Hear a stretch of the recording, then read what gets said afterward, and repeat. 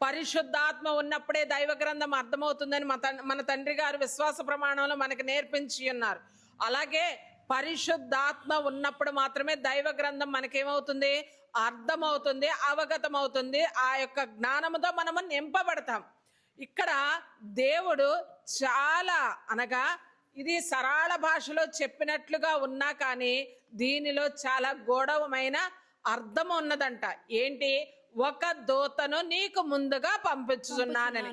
క్రింద మాటలో అనగా 23వ అధ్యాయం 21వ వచనంలో ఒక మాట రాయబడి ఉంటుంది. ఆయన సన్నిధిని జాగ్రత్తగా నుండి, ఆయన సన్నిధిని జాగ్రత్తగా ఉండి ఆయన మాట వినవలెను, ఆయన మాట వినవలెను. ఇక్కడ రెండు మాటలు మళ్ళీ. ఆయన సన్నిధిలో ఎలా ఉండాలంట? జాగ్రత్తగా ఉండాలంట. ఆయన మాటను మనము వినాలంట. మూడవదే ఆయన కోపము రేపవద్దు, ఆయనకు కోపము రేపవద్దు, మీ అతిక్రమములను ఆయన పరిహరింపడు. నా నామము ఆయనకున్నది.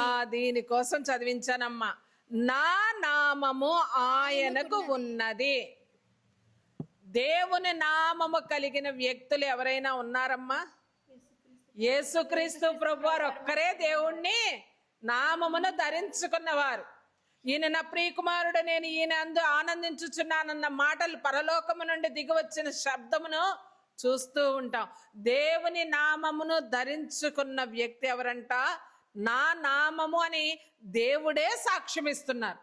అందరికి అర్థమవుతుంది అనుకుంటా. ఏంటంటే దేవుని యొక్క నామమును పెట్టుకోగలిగిన అర్హత కలిగిన వ్యక్తే యేసుక్రీస్తు ప్రభువారు. అటువంటి యేసుక్రీస్తు ప్రభువారిని మనకు అనగా ఇశ్రాయేలీల జనాంగమునకు ముందుగా దూతగా పంపిస్తున్నారంట. ఎక్కడికి? ఇశ్రాయేలీల జనాంగాన్ని నడిపించడం కోసము ఆయన ఏం చేస్తున్నారంట? దూతగా, నేను మీకు ముందుగా ఒక దూతను పంపుచున్నాను అని.